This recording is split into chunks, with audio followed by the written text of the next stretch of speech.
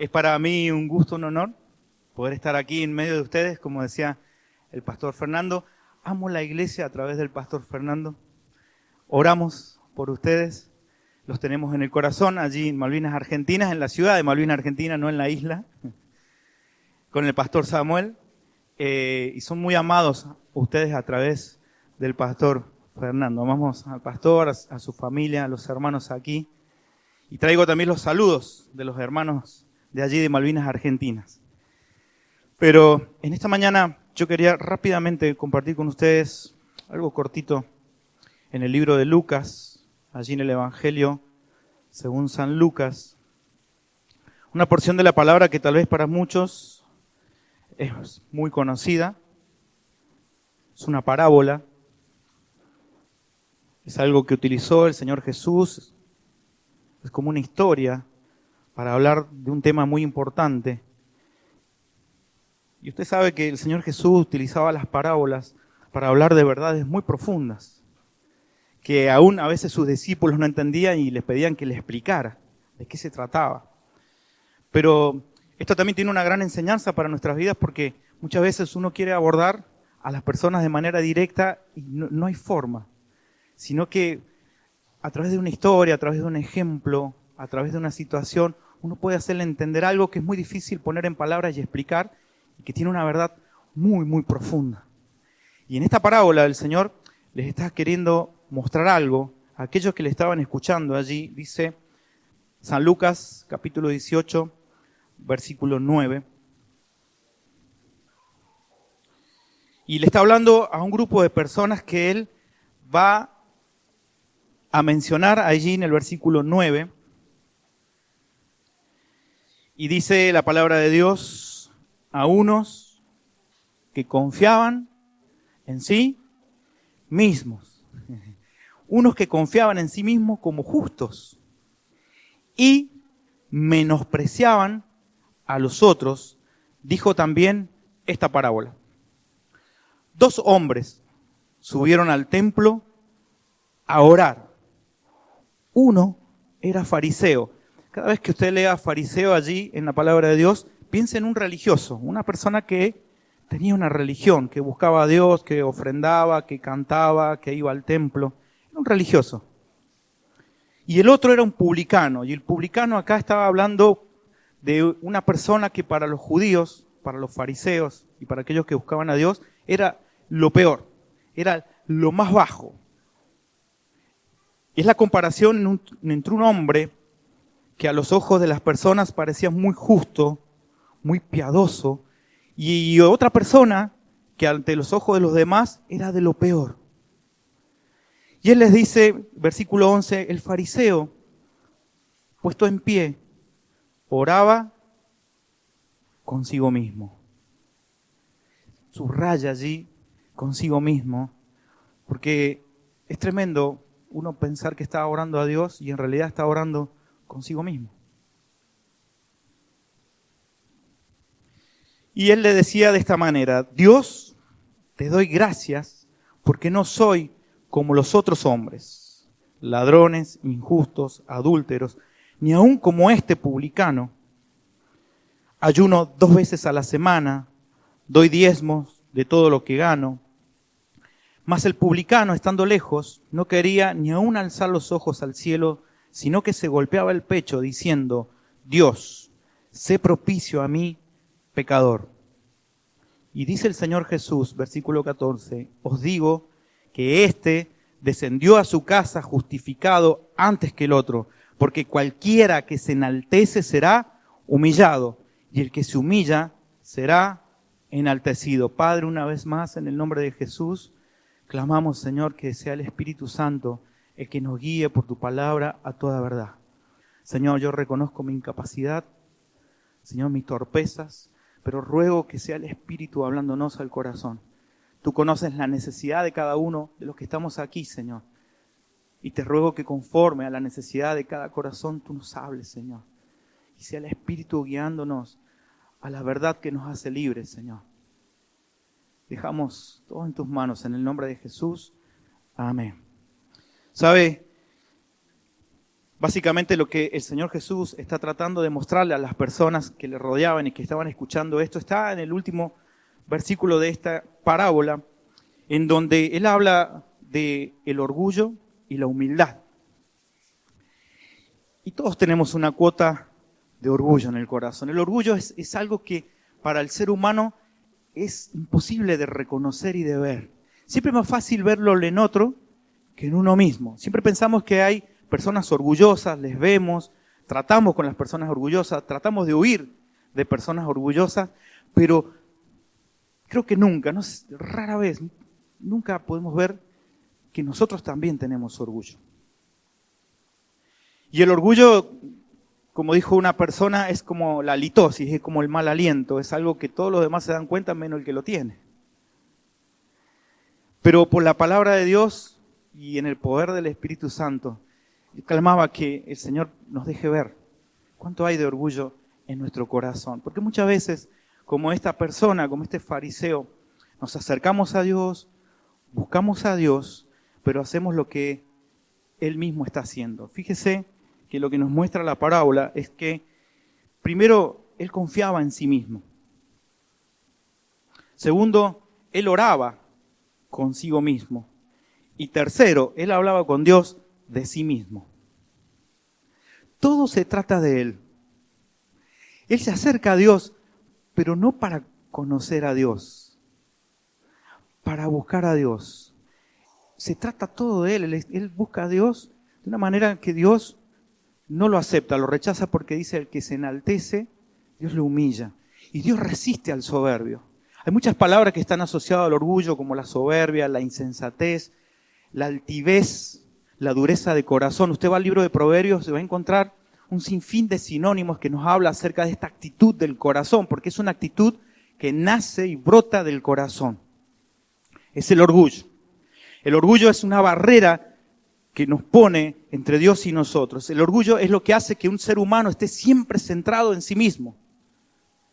Que las personas que están alrededor muchas veces solamente sirvan a sus propios fines. Y que siempre el defecto, el error, la falta esté en el otro y no en la persona. ¿Sabe? Para tomar algún ejemplo, yo quería llevarle rápidamente al libro de Abdías. El libro de Abdías, profeta en el Antiguo Testamento, tiene un solo capítulo, es cortito, es muy profundo la palabra de Dios. Está después de Amós. Abdías, antes de Jonás. Y cómo Abdías, de parte de Dios, va a hablarle a un pueblo que estaba centrado en sí mismo, que había llegado a niveles altos de soberbia, de orgullo. Y quiero que veamos en esta mañana algunos principios que Dios quiere hablarnos a nuestro corazón y de algunas de las consecuencias que trae aparejado el orgullo en nuestro corazón. C.S. Lewis decía que el orgullo es el completo estado antidios en la mente. El orgullo es el completo estado antidios en la mente. Y que básicamente el orgullo es competencia. Porque el orgullo de cada quien está en competencia con el orgullo ajeno. El orgullo de cada quien está en competencia con el orgullo ajeno. Y a veces uno tiene sentimientos en el corazón y no se da cuenta que es el orgullo. El orgullo nos lleva a la envidia, nos lleva a los celos. A veces uno está en algún lugar y hay una persona que está en el escenario, que está puesta en escena, y uno siente algo, un rechazo, tiene sentimientos a veces de celo, de envidia. Bueno, eso es orgullo, porque básicamente lo que uno quisiera es estar en ese lugar. Y está mal porque otro está ocupando el lugar que uno desearía ocupar. El orgullo, si uno busca la definición en el diccionario, tiene que ver con ponerse por encima de otro.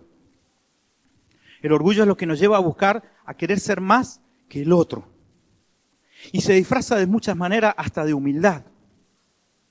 Por eso es tan peligroso y por eso es un veneno mortal en el corazón que solamente el Señor puede sacar a luz. Y es mi oración en esta mañana, porque el orgullo trae graves consecuencias en nuestra vida. Y lo vamos a ver en el libro de Abdías. Dice, visión de Abdías, Jehová, el Señor ha dicho así en cuanto a Edom. Hemos oído el pregón de Jehová y mensajero ha sido enviado a las naciones. Levantaos y levantémonos contra este pueblo en batalla.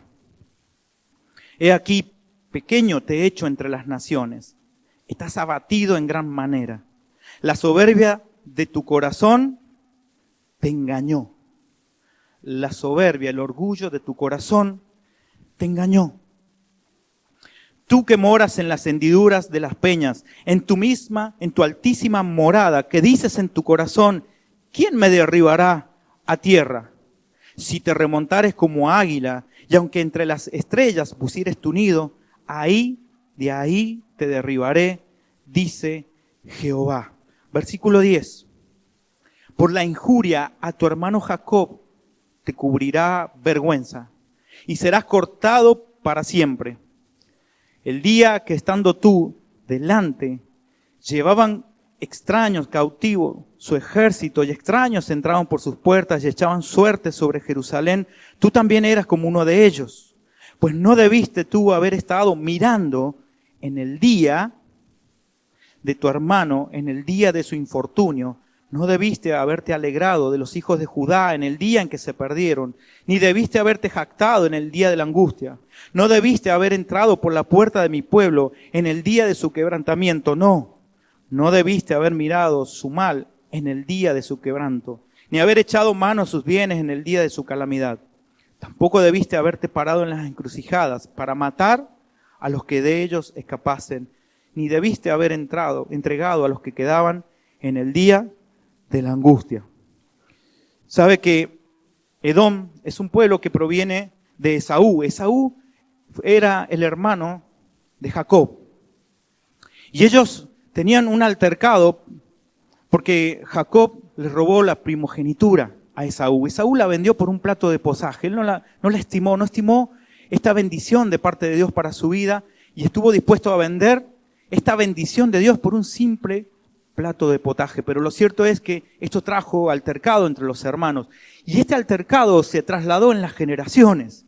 Y en este tiempo en que está hablando el profeta Abdías, Edom es el pueblo que ha nacido de los lomos de Esaú. Y en el tiempo que Israel es rescatado con una mano poderosa de parte de Dios y sale al desierto, Edom no le recibe. Edom se le vuelve un enemigo. Y Dios trae castigo sobre Edom. Esta profecía está hablando acerca de los juicios de Dios por la soberbia y por el orgullo de Edom. Y de parte de Dios le dice a Edom, la soberbia de tu corazón te ha engañado. Mira, si hay algo que es el orgullo que uno puede ver en el fariseo, es el autoengaño.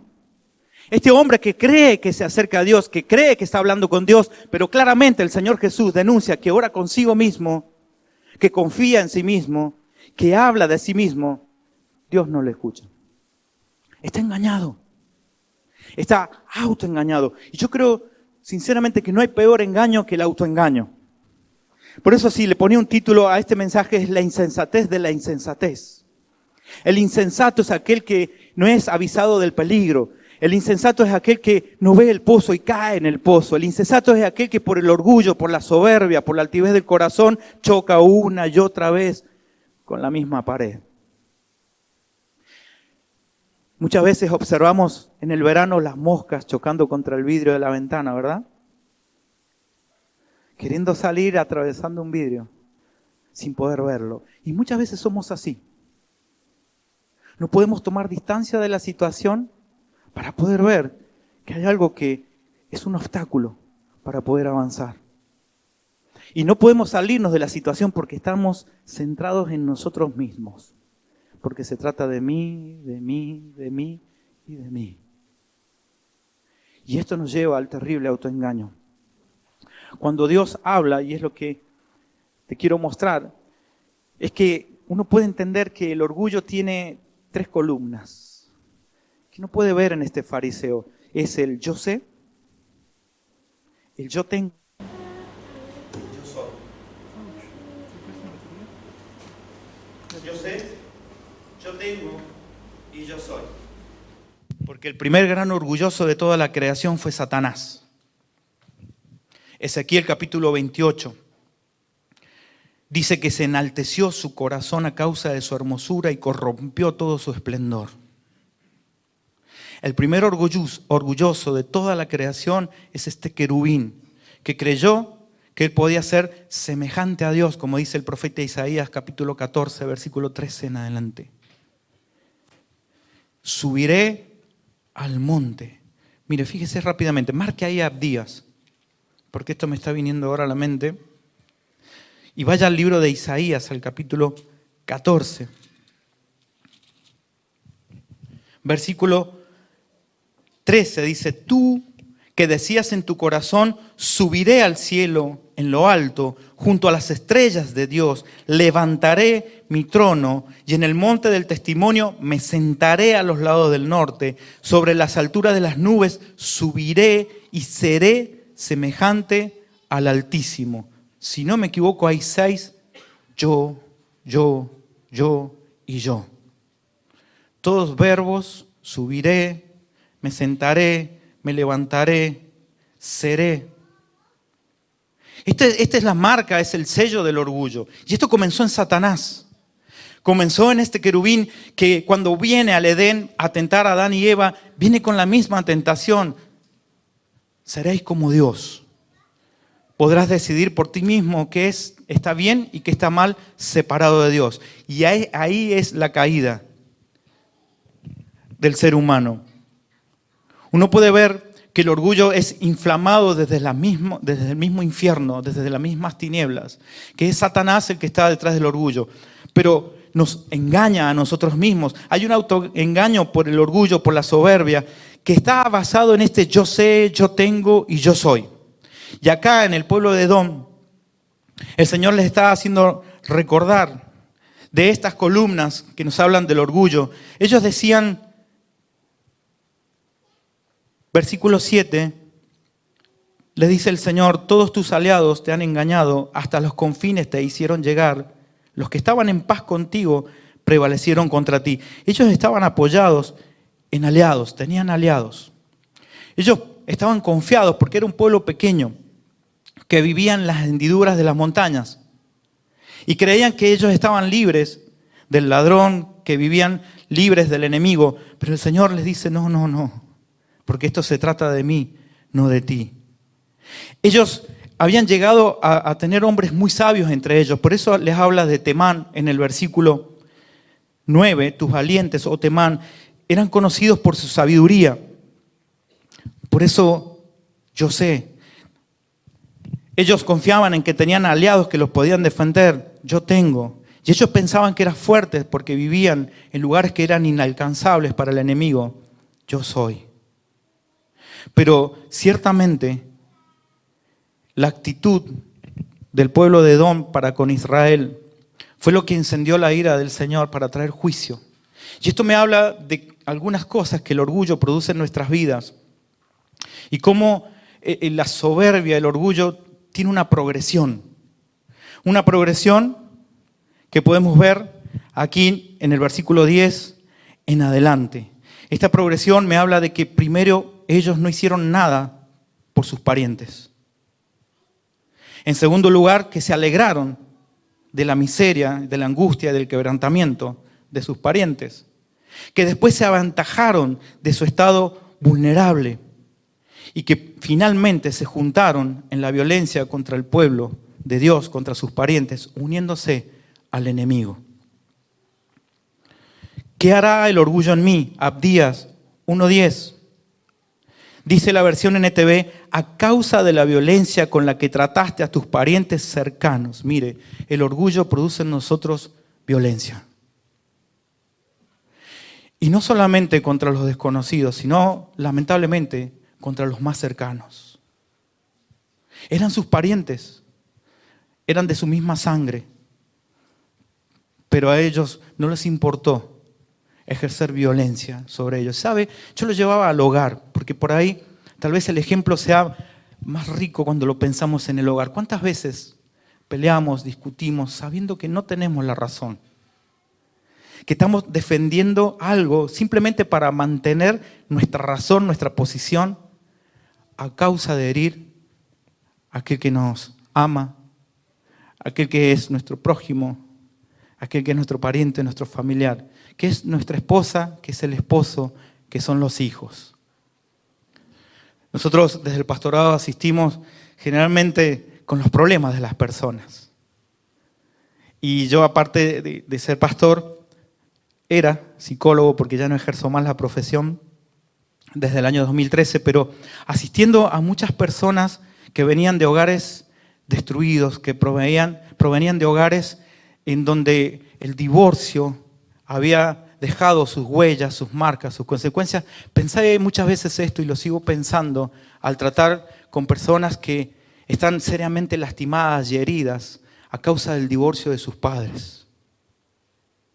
Y es que el egoísmo, el orgullo, la soberbia me lleva a querer sostener la razón a costa de herir y matar a aquellos que están a nuestro cuidado, que son los hijos. Aquellos a quienes deberíamos amar y proteger. ¿Cuántos matrimonios deciden romper este lazo a pesar de saber las consecuencias que esto traerá a la familia, por no querer ceder, por no querer dar el brazo a torcer, por no querer dar la razón al otro, están dispuestos a destruir la vida de sus hijos? Porque el orgullo, esta insensatez, no me permite ver las consecuencias, las heridas del corazón del otro. Y esto le pasó al pueblo de Edom. Su violencia es violencia en el trato con el más cercano. En el versículo 11, otra de las cosas que el orgullo hace en mí, él les dice, la versión NTV, cuando tus parientes fueron invadidos, te mantuviste al margen y te negaste a ayudarlos. Los invasores se llevaron su riqueza y echaron suertes para repartirse Jerusalén, pero tú actuaste como un enemigo de Israel. ¿Sabe? Otra de las cosas que produce el orgullo y que es causa de esta violencia es que muchos se mantienen al margen cuando deberían confrontar, cuando deberían actuar, cuando ven al otro en problemas, cuando ven al otro sufriendo. Ellos veían cómo el enemigo estaba atacando a sus parientes, pero ellos se mantenían al margen. Y quiero llevar también este ejemplo a la familia. Porque muchas veces nosotros vemos a nuestros seres queridos en problemas y no tomamos partido. En el día de ayer en la mañana asistimos a un jovencito de 14 años. El día viernes su mamá, desde la ciudad de Malvinas, en colectivo lo llevó hasta el hospital porque tenía unos granos en la cola. Y cuando salió la doctora le dijo, mire, yo tengo que preguntarle algo. ¿Su hijo ha sido abusado? Y la madre entró en crisis. Entró en crisis.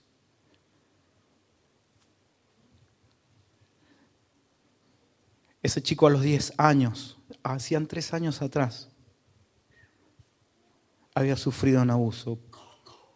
Sus padres no sabían. Pero lo que más me llamó la atención, que esa madre estaba sola con su hijo y tiene padre. Lo que más me dolió en mi corazón es que ese padre está ausente en la vida de su hijo. Y por comentario por boca de esta mamá, cuando le dijimos, ¿y el papá? No, él no se mete. En estas cosas él no se mete. Queridos, cuando se trata de la vida de nuestros hijos, cuando se trata de la relación matrimonial, cuando se trata de la familia, no podemos estar al margen mirando, observando cómo el barco se hunde, cómo nuestros hijos son destruidos, cómo la familia es disgregada. No podemos mirar para otro lado y decir, bueno, a mí no. No, yo no sé cómo hacerlo. Bueno, yo no sé cómo hablar con mis hijos. Yo no sé qué tengo que hacer. Yo no sé. No podemos mantenernos al margen y negarnos a brindar la ayuda. Pero no solamente pasa en el hogar, muchas veces pasa en la congregación. Miramos para otro lado cuando vemos al hermano en necesidad. Miramos para otro lado cuando hay problemas. Miramos a otro lado cuando sabemos que una persona está mal conmigo y yo no estoy dispuesto a ir y arreglar. Miramos para otro lado cuando uno es el que ha provocado el problema y sabe que tiene que ir a pedir perdón y no lo hace. ¿Sabe por qué? Por orgullo, por la soberbia. La soberbia no solamente hace que ejerzamos violencia y muchas veces a los que más amamos, sino también nos mantengamos al margen y distantes de la situación que deberíamos enfrentar. Es negarse a brindar la ayuda. Otra cosa que hará el orgullo en nosotros, Abdías 1:12, dice la NTV, no debiste alegrarte cuando desterraron a tus parientes a tierras lejanas. No debiste gozarte cuando el pueblo de Judá sufría semejante desgracia. ¿Sabe qué? Lo terrible del orgullo y la soberbia es que también se goza en el sufrimiento del otro. Es lo que nos hace a nosotros justicieros y vengativos. Cuando el otro nos ha hecho un mal y un daño y uno no está dispuesto a perdonarlo, está esperando que sufra lo mismo que me hizo sufrir a mí. Está esperando que le pase algo malo. Y si le sucede algo malo, si el otro cae en sufrimiento, entonces uno se siente bien. Uno puede gozarse y decir, Dios hizo justicia. Quiero decirle que no. La justicia de Dios está basada en el perdón. Él lo mostró en la cruz. Mire, si la justicia de Dios fuera el castigo, estaríamos todos consumidos. Porque Dios es santo, santo, santo. Y nosotros pecadores. La justicia de Dios que podemos ver y alcanzar a comprender en la cruz es que Él nos hizo justo cargando nuestros pecados en Cristo Jesús, para que solamente por su gracia y su misericordia pudiésemos tener perdón de nuestros pecados. No es por merecimiento, no es por hacer cosas buenas. Este fariseo, él decía, Señor, yo ayuno 2 veces al día, doy diezmos de todo, mirá qué bueno que soy. No hay buenos ni uno solo. Cada cual se fue por su camino. Todos se descarriaron. Busqué uno, y no lo hallé. No hay nadie bueno, solamente Dios. Pero otra cosa que hará el orgullo en nosotros está en el versículo 14. Dice la versión NTV, no debiste pararte en la encrucijada para matar a los que intentaban escapar. No debiste capturar y entregar a los sobrevivientes en su terrible tiempo de angustia. ¿Y sabe lo peor que hace el orgullo en nuestras vidas? Es que nos ponemos del lado del enemigo. Y nos volvemos en sus manos un instrumento de destrucción.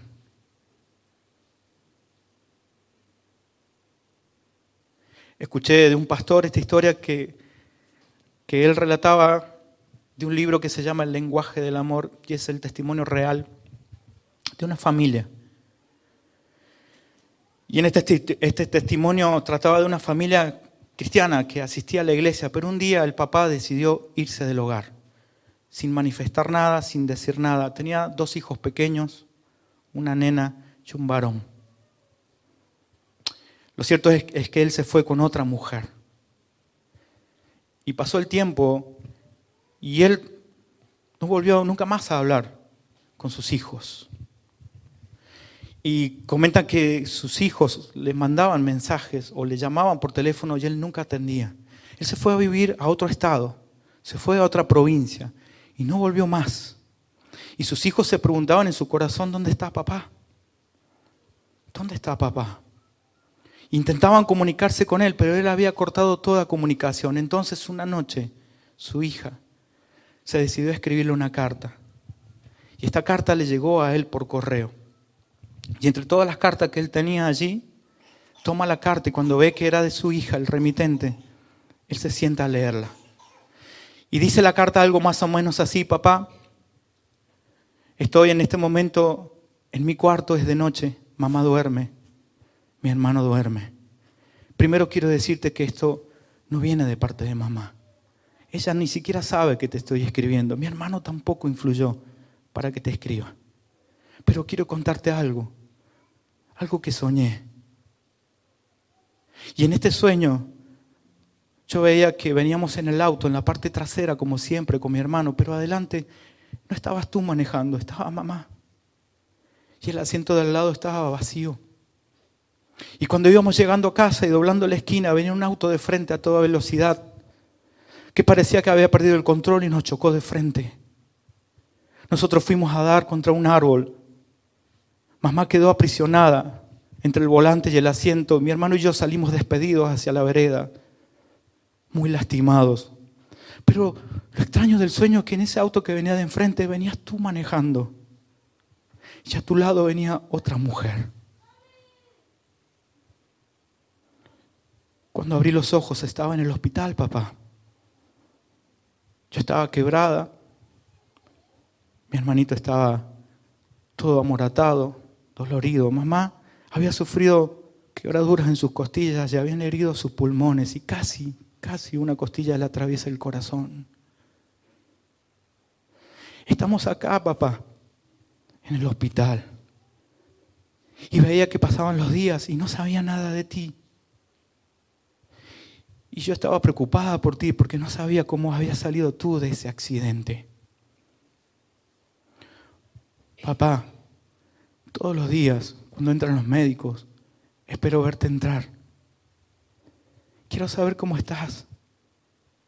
Papá, si te pasó algo como a nosotros, quiero decirte que aquí estoy. Y yo quiero ayudarte.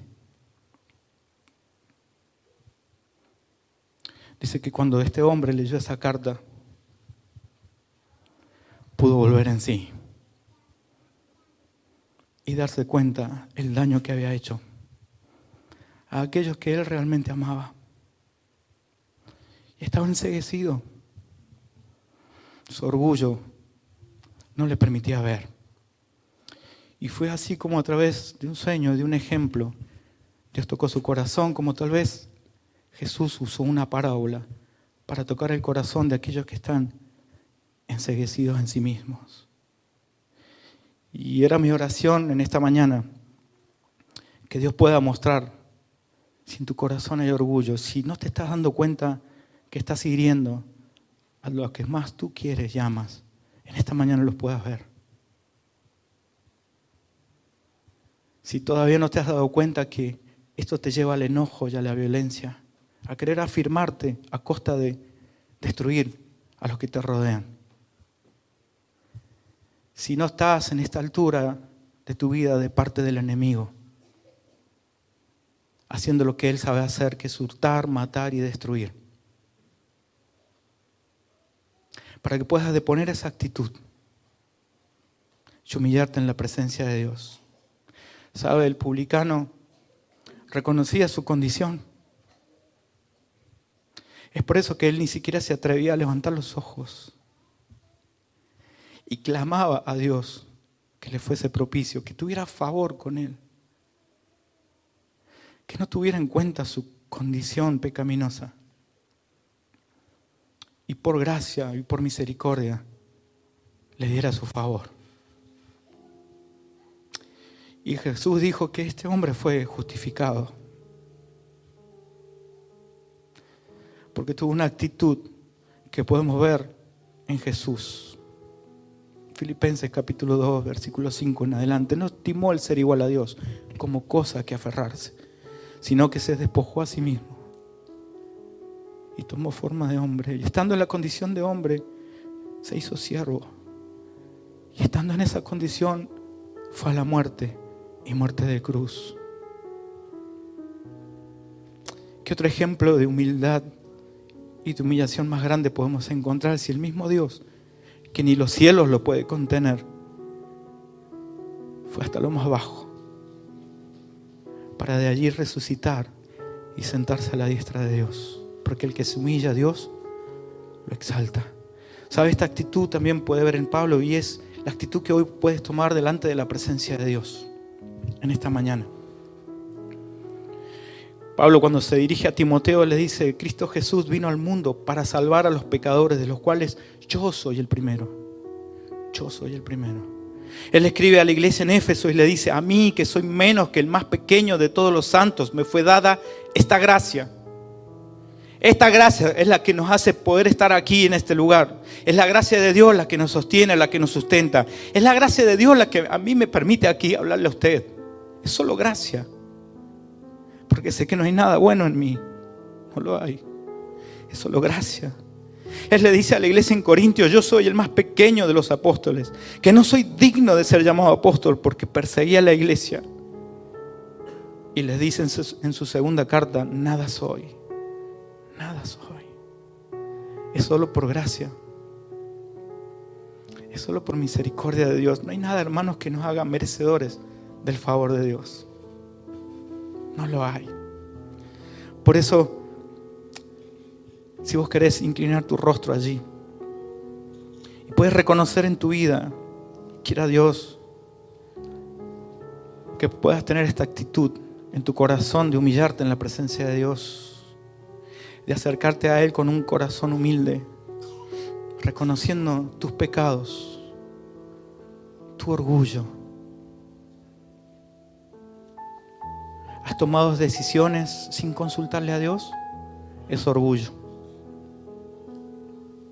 ¿Has sostenido tu posición a pesar de que no tienes la razón y lo sabes? Es orgullo. Te has metido en créditos mucho más allá de lo que puedes ganar. Es orgullo. Estás distanciado de tu hermano, de tu hermana, esperando el día que él venga a pedirte perdón. Es orgullo. Estás unido al enemigo, siendo instrumento de destrucción para tu familia y para la familia de Dios, que es la iglesia. Es orgullo. Es orgullo. Si el orgullo te engañó, la soberbia de tu corazón te engañó. Pero doy gracias al Señor que nos ha dado el poder confesar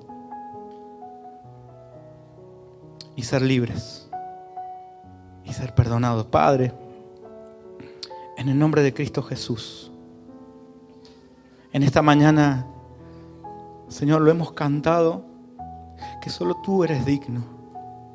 Solo tú eres digno, Señor, de toda gloria, de toda honra, de todo honor, de todo poder. Que solo tú eres santo, santo, santo, Señor. Que solo tú estás sentado en el trono, Señor. Y hemos cantado que tú puedes obrar en nosotros, Señor.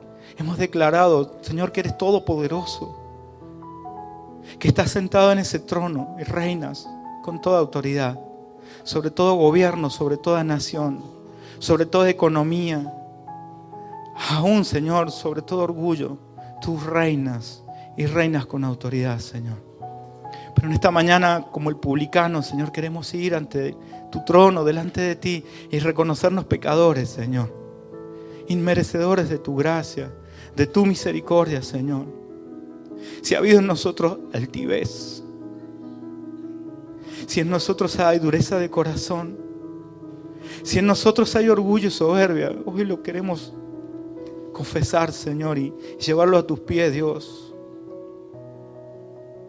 Y queremos decirte como el publicano: sé propicio a mí, Señor. Señor, si todavía hay alguien aquí que no ha entendido la obra de la cruz, tu amor perfecto, tu justicia perfecta, expresada, Señor, en esa cruz de oprobio para el Señor, que en esta mañana el Espíritu pueda traer a su mente, a su corazón, Señor, tu gracia, tu misericordia, el perdón, y sus pecados sean perdonados en el nombre de Jesús.